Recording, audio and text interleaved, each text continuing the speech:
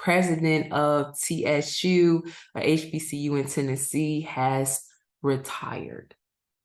Now you could be like, what's the big deal? People retire all the time. But I've talked about this on past episodes that there seems to be a trend where presidents of HBCU specifically, let me go back, Black presidents of HBCU, specifically Black women presidents of HBCUs, have been either retiring or just resigning rather abruptly. We talked about Ruth Simmons on here. We talked about the president of TSU that Texas Southern had resigned. It was another that we talked about. All either resigned or retired rather abruptly. The story with Ruth Simmons was the one that had like the most real actual fact that, okay, something is definitely going on. The other ones is merely speculation, but Ruth Simmons, I believe it's Prairie View A&M, that one really shows that, okay, there's something going on with the board or higher ups where these presidents are maybe getting pushed out. And I believe that's exactly what's happening here at TSU, because I've been paying attention to what's been going on at TSU.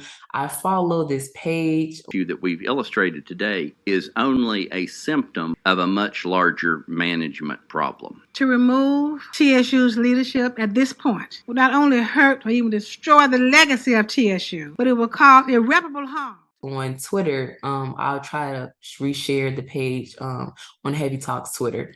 But this page, a couple months ago, they reported on a meeting that was happening with the president of TSU. It was like a Senate meeting where the president of TSU was speaking to the Tennessee State Senate.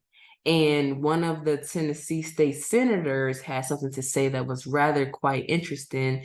He was complaining, it seemed like he was seemingly complaining or having a problem with the fact that TSU has been, in his words, over recruiting, and they have had really big enrollment numbers. He was saying it like it was a bad thing. So the president of TSU spoke to that and was saying like, it shouldn't be looked at as a bad thing that Black students want to come to TSU. Like, we're doing all the hard work to make that happen. So it shouldn't be looked at as a bad thing. And what the Tennessee State Senator was saying is that he feels like it's doing a disservice because there are other institutions to go to in Tennessee. So why are we only telling them to go to TSU? In all my days, I've never heard anything like that. Like, you would think that it's a good thing if any school has high enrollment. So why, especially with all the HBCUs go through, why would it be a bad thing that an HBCU has high enrollment?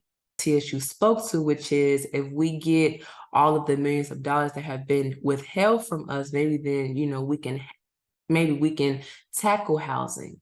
But thus far, we've been deprived of our millions of dollars. So once we get that, maybe we could tackle those problems. But in the meantime, we're doing the best that we can. Obviously, we have a really good band. We have record enrollment.